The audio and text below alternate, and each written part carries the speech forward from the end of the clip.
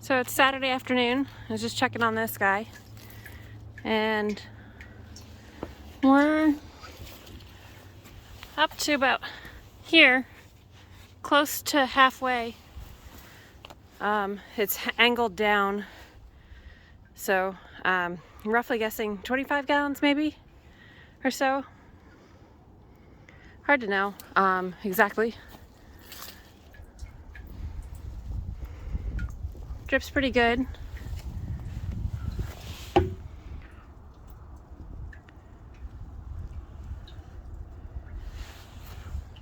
Walk up the line and check the taps. This one's leaking pretty good still, so you can see the drips down the tree. I'm gonna see if I can check this. I think there's an air bubble in this one. I think I just saw it blip right on the back side of that tubing.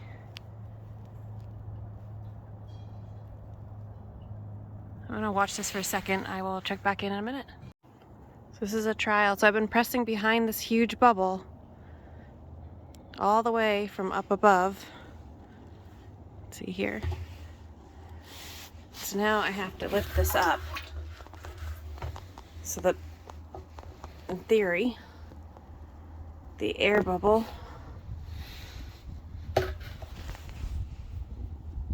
see how that's pressure going up here? And I think my goal is that this will actually fix the vacuum.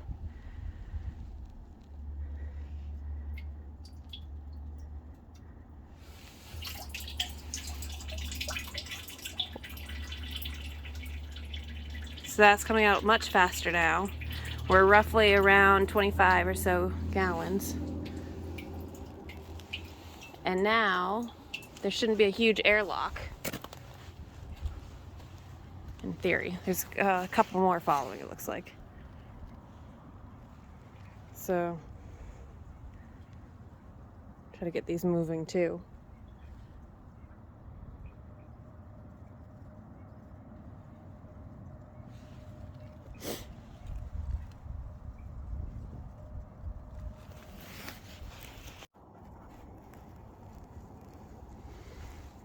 So I'm holding one hand high, right in front of the bubbles, one hand low.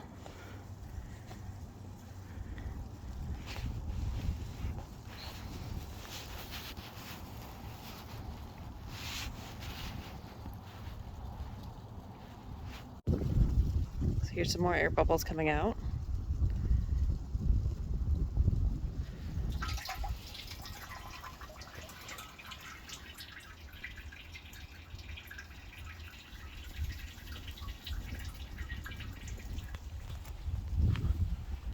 So I'm gonna walk the line again. Let's see if I can find any more really thick air bubbles. Here's a couple, but those are moving. Let's see if you can actually see these. Moving kind of slow, but they're moving.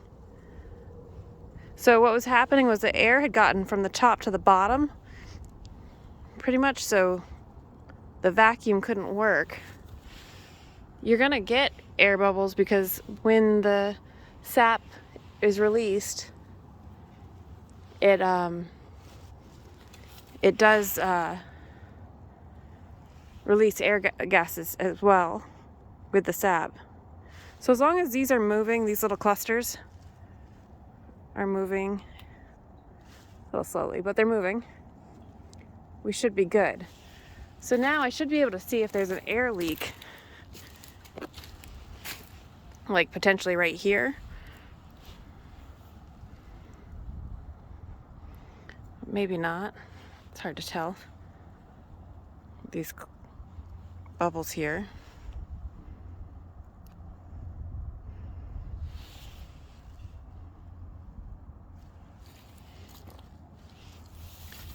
It looks like this tap is now moving a little bit better.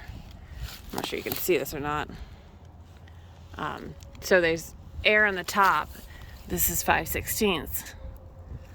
But there's a driplet. You can kind of see that running little stream on the bottom of the tube that's going in.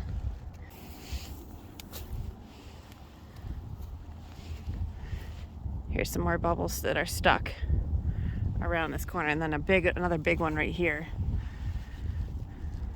See if I can get these moving. And the sap is definitely moving. You can see this air bubble moving.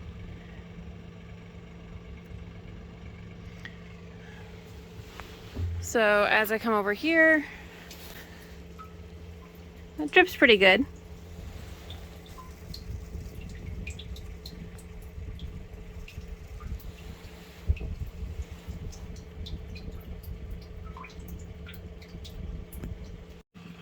I'm not sure you can tell, but basically down the line here, there's a stream, just a steady stream.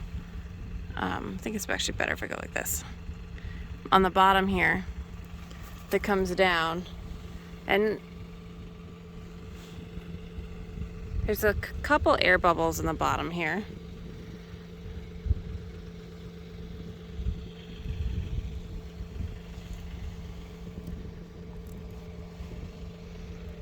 Couple air bubbles going backwards right here.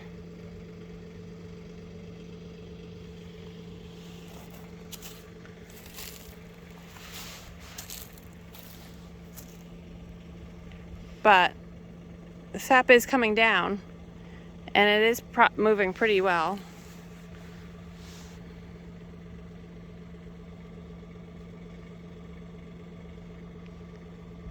So I think I finally got this working. Let's see, looks like a bubble, it might be stuck right here. So when that happens, I've just been lifting up on the back side here, so the bubble moves away, and then that usually dislodges it so that it will continue on its way down. This one also, you can kind of see on this back side here, these little loops, or they almost look like bubbles. That's the steady stream of sap coming out of this tree.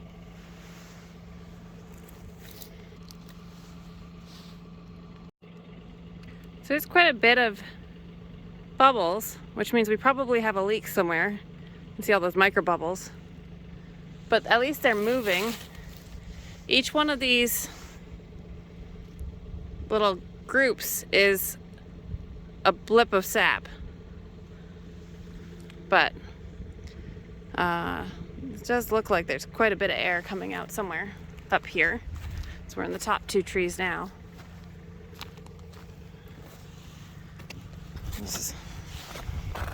I'll lower this back down a little bit.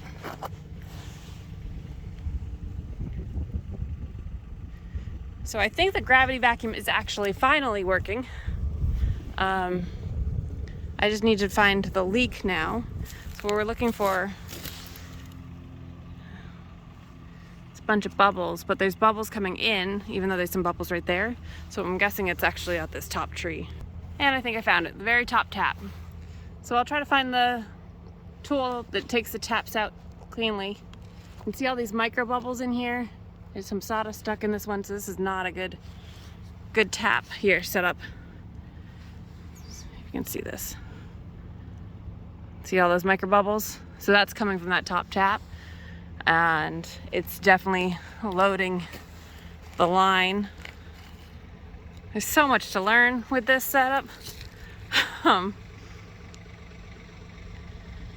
I didn't think it was going to be a big science project, but learning the process and the whys behind how it works is actually pretty fun.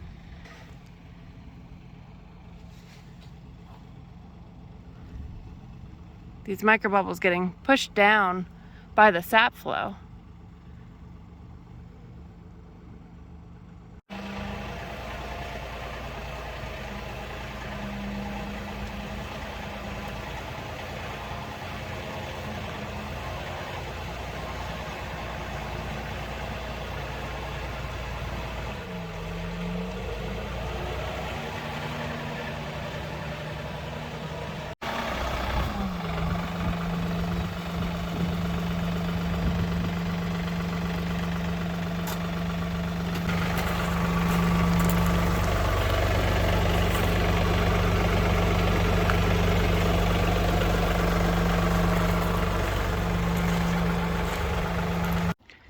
Okay, so now we have our 2x3 WF Mason evaporator all leveled out. We just added a few blocks underneath the pallet. Okay, so we have probably about 6-7 gallons in here right now. So I started the fire here. I threw some paper towels and leaves in just to help get the starters caught. Got the flue fully open, so lots of airflow. And we already have some smoke coming out the top here. So now I'm gonna go grab another bucket from Jace so that we can fill up this just a little bit more and then fill up the warmer. Usually have, I don't know, about maybe 1.5 to 2 inches in here, and then keep the warmer full too. You don't want to put cold tap into the warmed pan.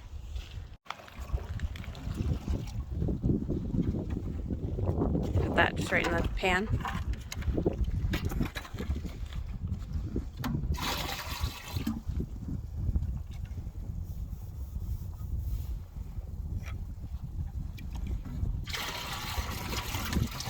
Nice and clear. Well, we took about 15 gallons out. Maybe 12 to 15. But look at that sap run. That's the best we've seen it so far. So this is just up at the top trees.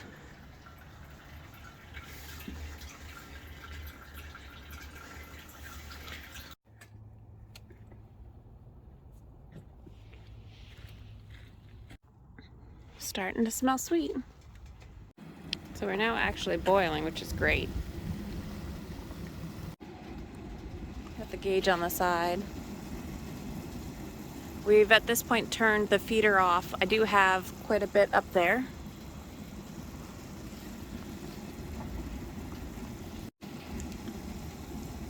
It's making progress. We've gone through somewhere roughly between 25 and 30 gallons of sap so far today. And that's gonna be it for today because we're losing daylight already. Jay's putting the tractor away. It's getting kind of dark over here. So we just took off 2 of these pots full, and they are still about only about 3 degrees over boiling, according to this thermometer here on our evaporator pan. So at this point, we just combined the 2 pots, and we have an instant read thermometer. You can use a candy thermometer as well. And so we're going for 219.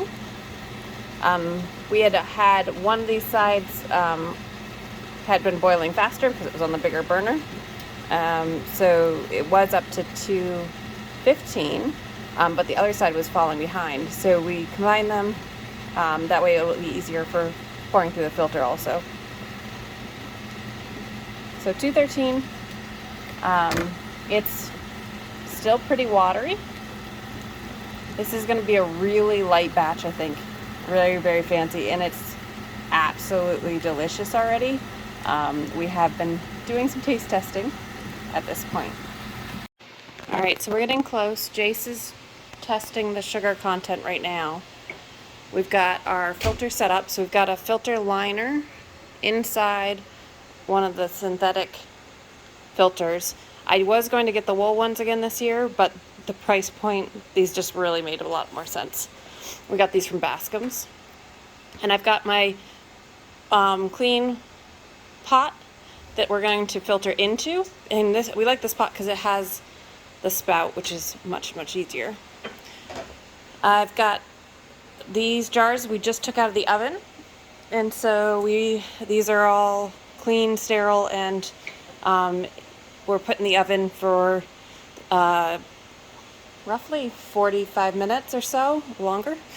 They're still really hot, so as soon as we filter, we're going to be bottling, and so these are ready to go at this point. And so we've got those ready. And then we also have this year the temporary standard grade A maple syrup classification kit. So this one, where my hand is the one we'll actually put our syrup in to be able to tell which grade it is.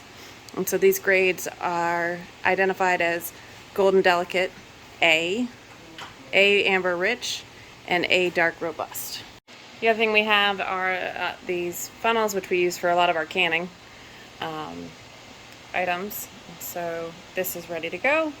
This can fit in these smaller mouthed items, and then we have a larger one for the jars. Here you can see the syrup is getting a little bit more of a color now. It's still really, really light, and I'll show you. So we're pretty close here. We're going to be watching the bubbles, and then we're going to also be measuring the sugar content very constantly right now, just to make sure we don't go too far out of the range.